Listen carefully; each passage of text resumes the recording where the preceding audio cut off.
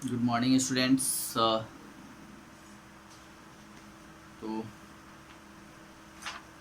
आज हम लोग क्वेश्चन नंबर B2 से करेंगे, है ना। हम लोगों ने वर्ड वाइज पढ़ रहा था और कि जो अपोजिट वर्ड्स होते हैं, है ना, जिसको हम लोग एंटोनिम बोलते हैं।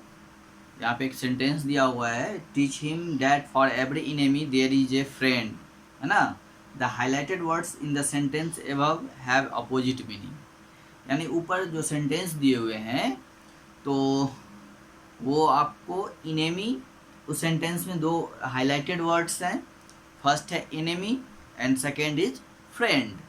तो पिछले दिन भी मैंने आपको बताया था कि इनेमी का मतलब होता है दुश्मन और फ्रेंड मीन्स होता है दोस्त। तो ये जो दोनों वर्ड्स हैं, हाईलाइटेड वर्ड्स हैं, ये दोनों एक दूसरे के अपोजिट हैं, एक दूसरे के उल्टा हैं। तो जो अपोजिट वर्ड्स होते हैं उनको हम लोग एंटोनिम बोलते हैं, है ना। एंटोनिम, ANTONYM, एंटोनिम यानी विपरीत शब्द, यानी उसका अपोजिट होता है ना। यानी a word that means the opposite of another word is called antonym. तो आपको एंटोनिम का और डिफिनीशन याद करना है कि एंटोनिम किसे कहते हैं। अगर आपसे पूछा जाए कि व्हाट इज एंटोनिम, तो you can say a word that means the opposite of another word is called its antonym, है ना। किसी वर्ड्स का अगर उसका मीनिंग जो है अपोजिट्स ऑफ अनदर वर्ड्स, है ना, वो अलग हो, तो वो विपरीत हो, उल्टा हो, तो वो क्या होता है, एंटोनिम कहलाता है, यानी उल्टा, है ना।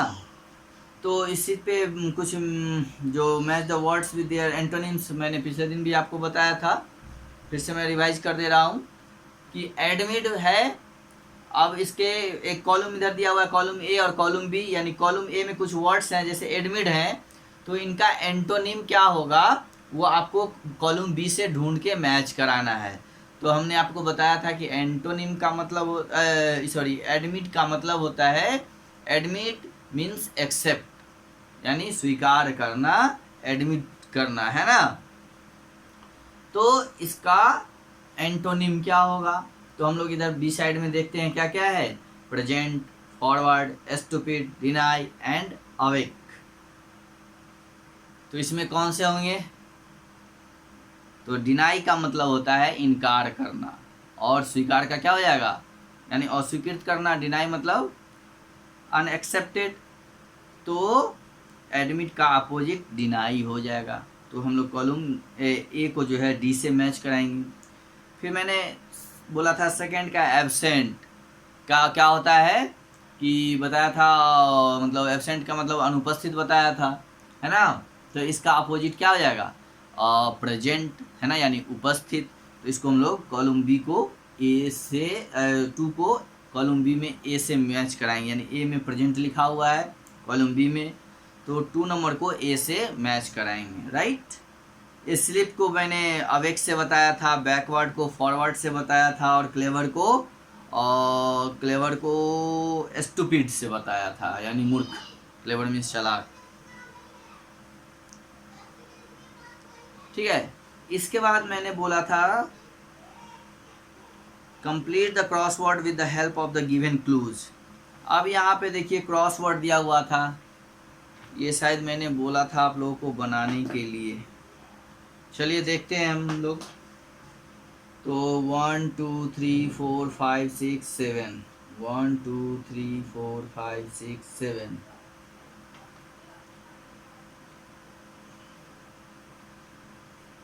1 2 3 4 5 6 7, राइट।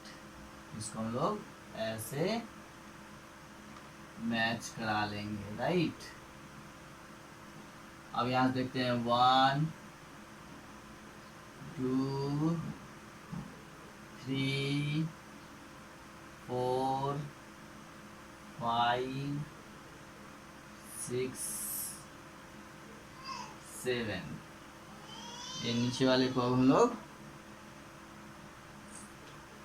मिटा देंगे।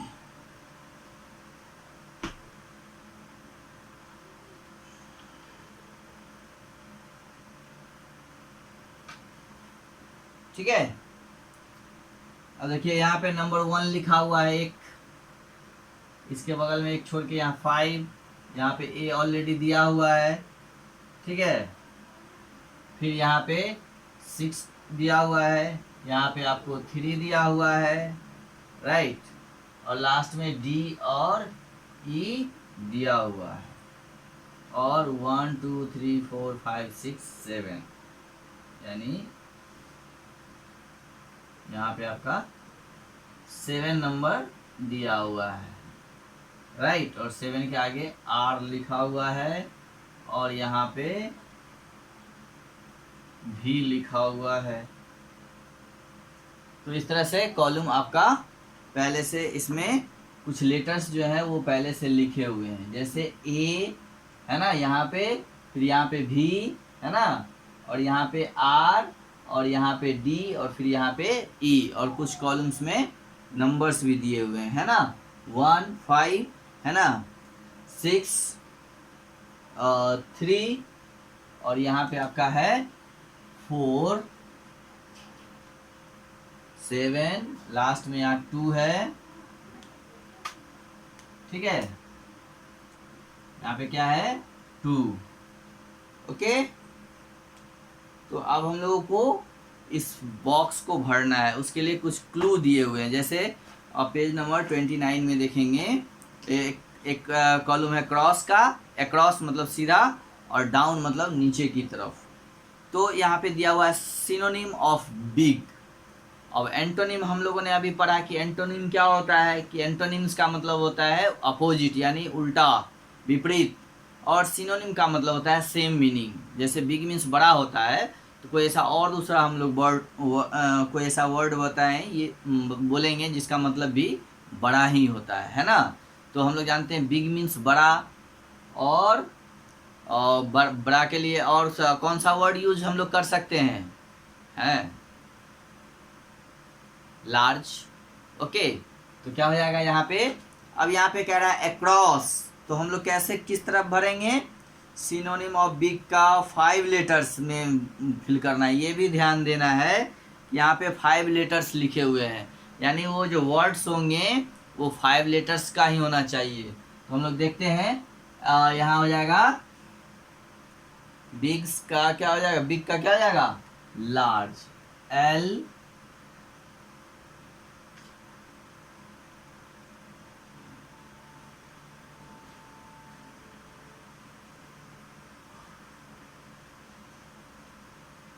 एल ए यहाँ दिया ही हुआ है, आर जी ई, देखिए 1 2 3 4 5, ये 5 लेटर्स का ये तो हो गया आपका, राइट। अब सेकेंड में डाउन में भी देखते हैं, डाउन में फिर नंबर 1 ही दिया हुआ है, अक्रॉस में भी नंबर 1 है और डाउन में भी नंबर 1 है। तो अक्रॉस में नंबर 1 में सिनोनिम था, और डाउन में नंबर 1 में क्या है, एंटोनिम है यहाँ पे, यानी अपोजिट लिखना है किस वर्ड का, तो डार्क, डार्क का अपोजिट, और उसका जो अपोजिट होगा वो भी 5 लेटर्स वाला वर्ड ही होना चाहिए। तो क्या हो सकता है अपोजिट, डार्क का क्या हो जाएगा, डार्क मीन्स होता है अंधेरा, तो अंधेरा का अपोजिट क्या हो जाएगा, light, L I ji H और टी, यहाँ पर 7 नंबर लिखा हुआ है ना। तो देखते हैं 1 2 3 4 5, ये भी 5 लेटर है, चलिए ये सही है। चलिए नेक्स्ट है question number 2, antonym of inside. Inside का अपोजिट लिखना है, और वो वर्ड 7 लेटर्स के होने चाहिए। कितने लेटर्स के होने चाहिए, 7 नंबर का, और ये नंबर 2 से स्टार्ट होगा। तो एंटोनिम ऑफ इनसाइड, 2 कहाँ पे है, यहाँ पे है ना। तो एंटोनिम ऑफ इनसाइड, इनसाइड का मतलब होता है अंदर की ओर, यानी अंदर की तरफ। तो इसका अपोजिट क्या हो जाएगा? अंदर है तो बाहर हो जाएगा, यानी बाहर की तरफ। तो इसका अपोजिट क्या हो जाएगा? आउटसाइड। OUTSIDE ऑलरेडी यहाँ लिखा हुआ है ना। तो क्या हो गया? आउटसाइड। 1 2 3 4 5 6 7, ये 7 लेटर्स ये भी पुर गए। चलिए नेक्स्ट, अब हम लोग देखते हैं 3 में सिनोनिम ऑफ शर्ट, यानी शर्ट का सिनोनिम लिखना है। तो सिनोनिम मीन्स होता है सेम मीनिंग वाला वर्ड्स, शर्ट मीन्स होता है बंद करना। अब इसमें 5 लेटर्स वाला वर्ड लिखना है जो इसका सिनोनिम ही हो। और नंबर 3 में यहाँ है ना, तो कौन? शर्ट मीन्स होता है बंद करना। तो बंद करने के लिए और हम लोग कौन सा वर्ड यूज करते हैं? Close. CLOSE, close, right. CLOSE, close. तो ये आपका क्लोज हो गया। चलिए ये 3 हो गया, right. Next 4, antonym of take. Take का मतलब होता है लेना, गिव एंड टेक, लेन देन। तो टेक मीन्स होता है लेना, तो इसका एंटोनिम है यानी उल्टा। और ये लेटर्स 4 लेटर्स वाला ही होना चाहिए। तो टेक मीन्स होता है लेना, तो इसका GIVE, गिव। हाँ, इसका क्या हो जाएगा? यहाँ 4 नंबर है, G दिया हुआ है पहले से, IVE, गिव। 1 2 3 4, 1 2 3 4, सही है, 4 लेटर्स में आ गया। चलिए अब नेक्स्ट है synonym of a large stream, मतलब मुख्य धारा। 5 लेटर्स का होना चाहिए।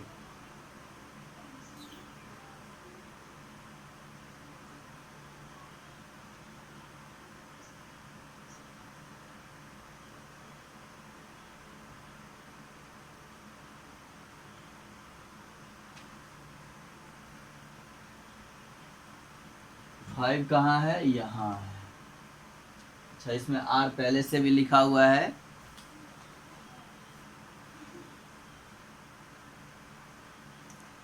तो इसका हम लोग देखते हैं, लार्ज स्ट्रीम का जो सिनोनिम होता है वो होता है रिवर। RIVER,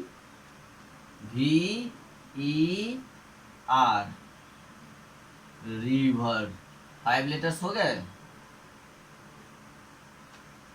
1 2 3 4 and 5, correct. चलिए अब नेक्स्ट है एंटोनिम ऑफ स्टिच, 4 लेटर्स। और ये कह रहा है 7 नंबर में, और 7 नंबर में यहाँ पे अक्रॉस में देना है। तो ये तो गड़बड़ हो रहा है। स्टिच 4 लेटर में कौन सा वर्ड आएगा? TRR।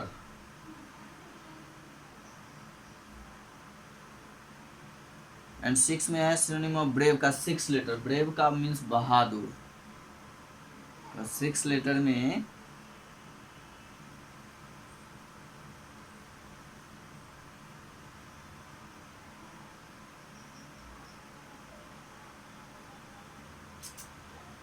तो इसको, ये 2 लेटर्स जो है ना, और इसके जो स्टिच वर्ड है, इसका एंटोनिम लिखना है वो 4 लेटर्स का ही लिखना है, स्टिच का, है ना। अपोजिट लिखना है। और T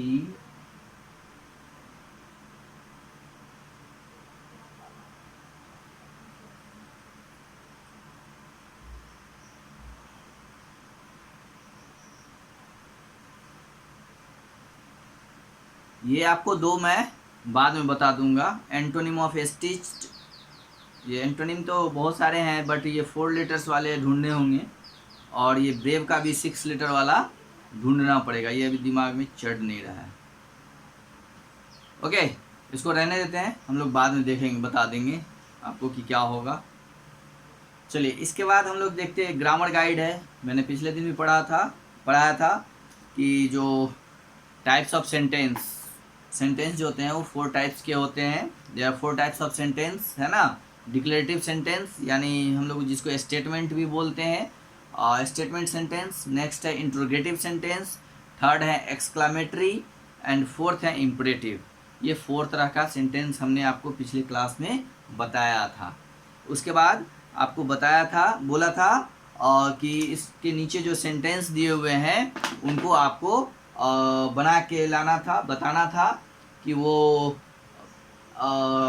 किस टाइप के सेंटेंस हैं, वो डिक्लेरेटिव सेंटेंस हैं या इंट्रोगेटिव सेंटेंस हैं या फिर एक्सक्लामेटरी हैं और इम्परेटिव हैं। तो ये मैंने आपको सारा सेंटेंस का टाइप पढ़ाया था पिछली क्लास में और बोला था इसको करने के लिए। I hope you have done it. अगर आपने किया है तो इसको अब हम लोग मैच करते हैं, राइट ना। फर्स्ट सेंटेंस है the teacher explains the subject very well. The teacher explain the subject very well, यानी टीचर जो है सब्जेक्ट को, विषय को जो है बहुत अच्छी तरह से एक्सप्लेन करते हैं। The teacher explains the subject very well.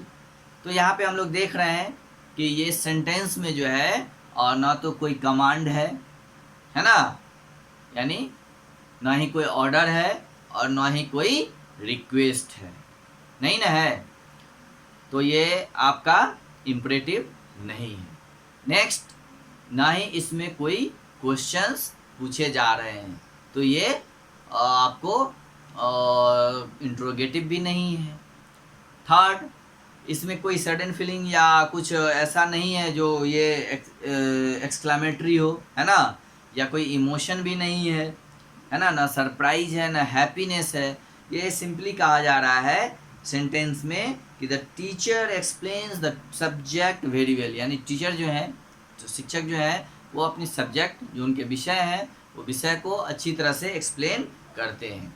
तो ये सेंटेंस आपका डिक्लेरेटिव सेंटेंस होगा। इस सेंटेंस का टाइप क्या हो जाएगा, डिक्लेरेटिव, या मीन्स जिसको हम लोग स्टेटमेंट भी बोलते हैं, राइट ना, स्टेटमेंट भी बोलते हैं, स्टेटमेंट सेंटेंस भी इसको हम लोग कहते हैं। तो ये आपका ये स्टेटमेंट ही है ना, ये स्टेटमेंट इसको हम लोग मानते हैं। तो ये फर्स्ट जो है आपका डिक्लेरेटिव हो जाएगा। क्या हो जाएगा, तो इसके लिए हम लोग डी लिखेंगे फर्स्ट में, राइट। अब हम लोग सेकेंड सेंटेंस देखते हैं। Have you finished your dinner, क्या आपने अपना डिनर फिनिश किया, यानी पूरा किया, है ना। तो यहाँ पे देखिए क्वेश्चंस पूछे जा रहे हैं। मैंने पहले भी बोला था कि जो इंट्रोगेटिव क्वेश्चंस होंगे, इंट्रोगेटिव सेंटेंस होंगे, उसको पहचानना बहुत मुश्किल नहीं है, क्योंकि उसके लास्ट में हम लोग जैसे ही क्वेश्चन मार्क्स देखेंगे तो ये आपको समझ में आ जाएगा कि ये क्या है, इंट्रोगेटिव है। यानी इंट्रोगेटिव क्वेश्चंस के लास्ट में ही क्वेश्चंस मार्क होते हैं। तो जैसे ही हम लोग किसी भी सेंटेंस के लास्ट में क्वेश्चन मार्क देखेंगे तो उसमें कुछ दिमाग लगाने की ज़रूरत है ही नहीं, तो वो सेंटेंस क्या हो जाएगा आपका इंट्रोगेटिव। और इंट्रोगेटिव के लिए हम लोगों को क्या लिखना था, आई लिखना था, है ना। इंट्रोगेटिव के लिए क्या लिखना था, आई, तो मैंने लिख दिया 2 में आई, राइट। थर्ड है Ganges is the longest river in India, यानी गंगा जो है, गंगा नदी जो है भारत में सबसे लंबी नदी है। तो यहाँ भी देखिए इस सेंटेंस में हम लोगों को 2 सेंटेंस को ही सिर्फ जस्टिफाई करना है, पहचानना है, उसको फाइंड करना है कि वो इम्परेटिव है या स्टेटमेंट है ना। तो यहाँ पे हम लोग देख रहे हैं कि गंगा के बारे में कहा जा रहा है कि वो सबसे लंबी नदी है ना भारत की। तो यहाँ पे इसमें भी ना तो कोई सरप्राइज है, ना हैप्पीनेस है, और ना ही कोई इमोशन है, ना ही एंगर है। तो ये सेंटेंस जो है सीधा सीधा क्या है, ये एक स्टेटमेंट है ना, और ना ही इसमें कोई रिक्वेस्ट है। तो ये हम लोग, ना ही इसमें कोई क्वेश्चंस पूछा जा रहा है, सिर्फ बोला जा रहा है कि गंगा नदी जो होती है, गंगा नदी जो है वो भारत की सबसे लंबी नदी है। तो ये एक स्टेटमेंट है, तो इसको हम लोग डिक्लेरेटिव मान लेते हैं, राइट। थर्ड जो है क्या हो जाएगा, डिक्लेरेटिव। फिर इसमें इसके आगे भी हम लोग डी लिख देंगे, राइट। अब नेक्स्ट हम लोग देखते हैं the public toilet has a strong stench, है ना। इसमें भी देख रहे हैं, ये भी सिंपल ही स्टेटमेंट ही है, तो हम लोग इसको भी 4 में भी डी ही लिखेंगे। 5 है give me the completed essay by tomorrow, है ना, give me the completed essay by tomorrow.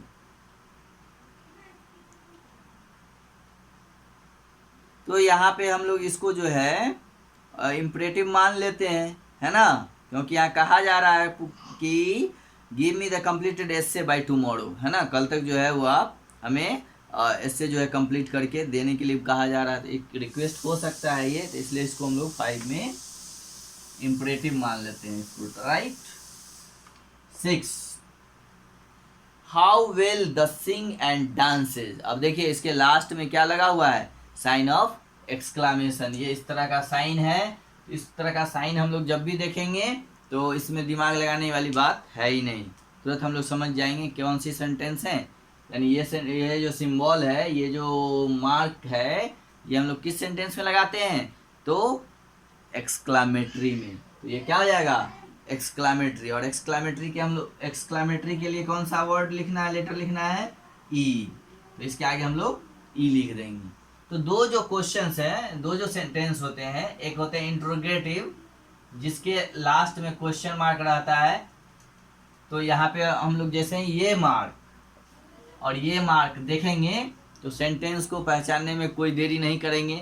ये जैसा ही रहेगा लगा हुआ किसी भी सेंटेंस के लास्ट में, तो फट से हम लोग पकड़ लेंगे कि ये कौन सा सेंटेंस है। तो ये आपका इंट्रोगेटिव है, यानी ये क्वेश्चन है। जब जैसे ही क्वेश्चन पूछा जाएगा तो ये सिंबल हम लोग यूज करते हैं, इसलिए ये सिंबल जैसे ये मार्क्स जैसे ही लगा हुआ रहेगा पंक्चुएशन, तो हम लोग तुरंत समझ जाएंगे कि वो इंट्रोगेटिव सेंटेंस है।